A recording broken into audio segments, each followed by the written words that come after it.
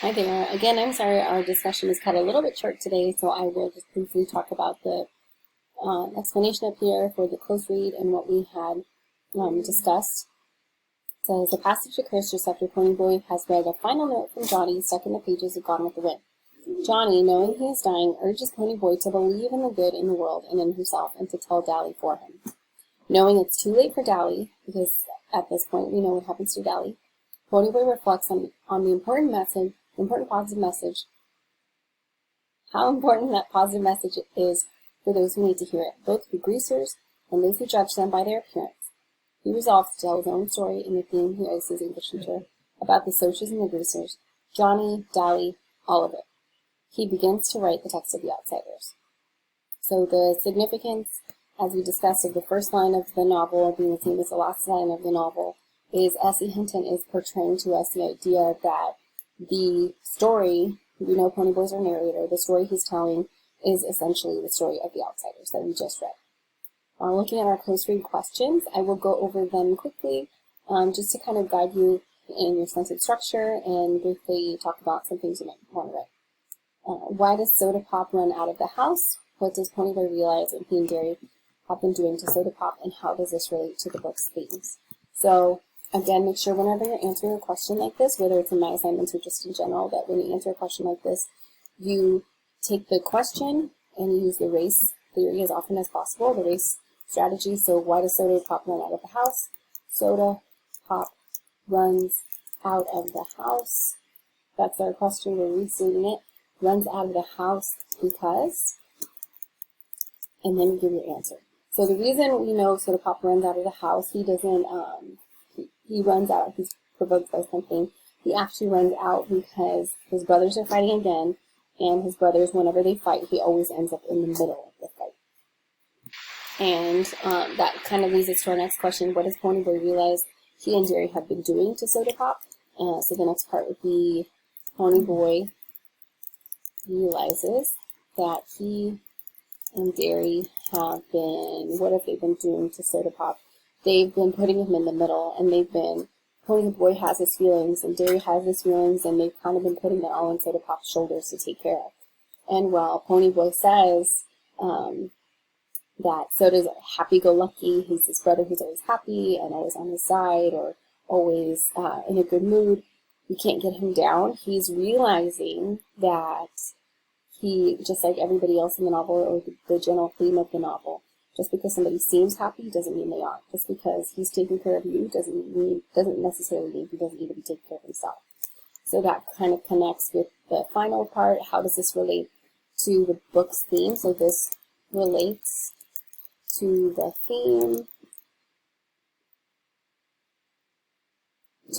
that we can't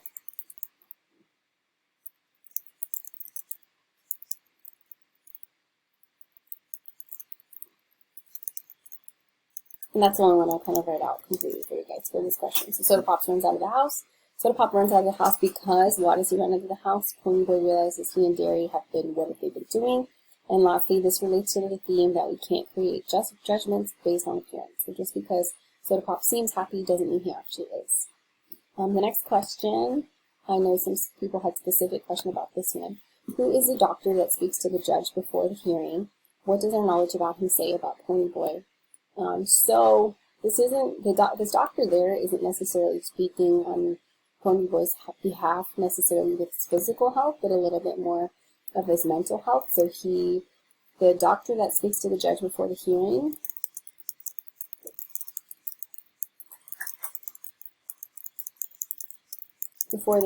that doctor is actually a psychologist. Is a psychologist who was evaluating Ponyboy.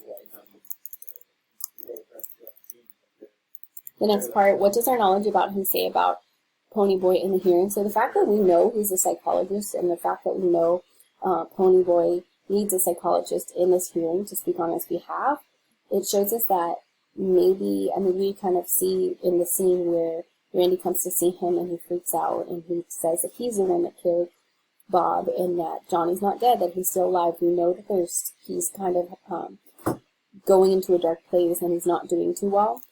So this denial is something that's questioning his mental health, his mental state. So that's basically what the doctor is doing. So what does our knowledge about him say about Ponyboy and the hearing?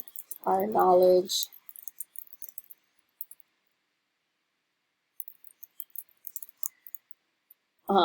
so our knowledge is basically saying that not only are they going to talk to Randy, they're going to find out details about the fight, they're going to talk to Ponyboy. We know they asked him, does he like school and does he like living with his brother?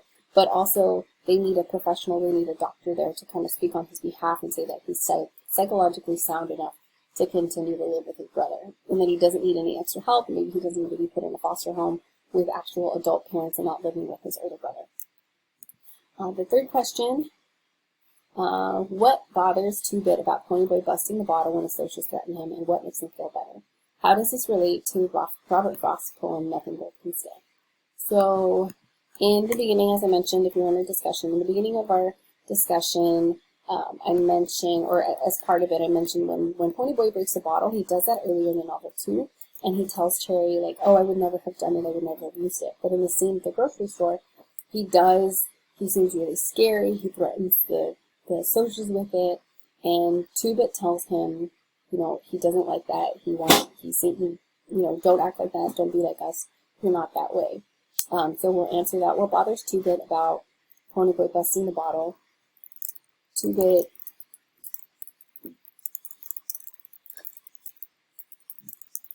is bothered by Ponyboy busting a bottle when the socials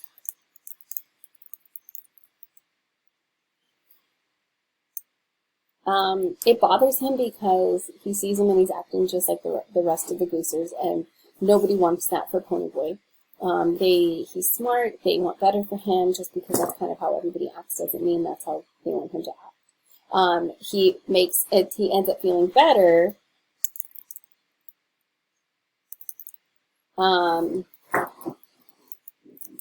but he feels better when he ends up feeling better because after that whole scene happens and Ponyboy seems really threatening and threatens the socials, he broke the bottle and he goes to pick up all the little pieces of broken glass that are on the floor. And Two-Bit is reassured, he feels better because he knows that Ponyboy is still a good person.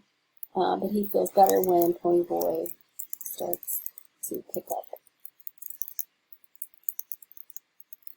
broken glass. So again, Ponyboy feels better, or he feels better when Ponyboy starts to pick up the pieces of broken glass because he knows he's still a good person. He was basically just acting or just putting on a front as a big tough guy, and that's not who he is. He hasn't changed.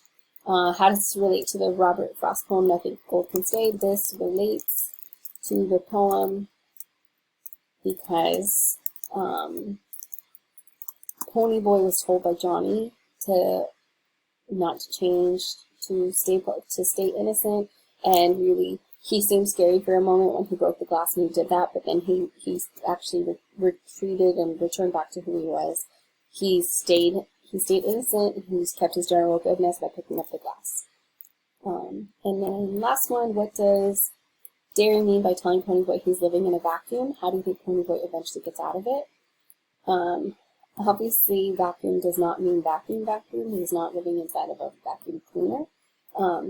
So what does he mean? We'll start answering that. Derry, when Derry tells Ponyboy that he's living in a vacuum, he means that he's kind of separate. Maybe he's hidden, so when you vacuum things up, you pick them up and keep them separate. Those things are isolated. So essentially he's saying that he's isolated from reality. He's ignoring everything else that's happening. He's denying that Johnny's dead. He's denying that Johnny killed Bob. He's actually saying that he killed Bob. He needs to face the facts that his friends are dead now, and as sad as it is, he's not accepting it, and he's not accepting the world around him. So we'll say that when Derry tells Ponyboy he's living in a vacuum, he means, you could say, He needs to face reality. He's secluded himself, he's living in his own little world, and he's not facing the facts that are actually happening. His brother's essentially telling him you need to accept these things in order to move on, in order to get better. How do you think Pony Boy eventually gets out of it? Pony Boy eventually gets out of the vacuum. How does he deal with it? How does he process it? Something that kind of we've discussed a little bit. Pony Boy eventually gets out of the vacuum. How does the novel end? How does he get through his problems? By writing about it. He puts it down on paper. He realizes that this is a story that needs to be told. He realizes that in order to kind of acknowledge what happened to his friends, maybe he needs to put it down on paper. And so that's what he does. He calls his teacher and he asks, can it be longer than 5 paragraphs? Or 5 pages? Can it be longer? And he says, yes, it can be as long as you want. And then it turns out he ended up writing the whole novel. Or at least that's the perception that we're given. So when Derry tells Pony Boy he's living in a vacuum, he means he's isolated, he's ignoring reality, he's not accepting the truth that his friends are dead. And then how do you think Pony Boy eventually gets out? When Pony Boy eventually gets out of the vacuum, he gets out through the writing process by putting it down on paper and writing his theme. So these are just sentence starters or sentence frames that I gave you.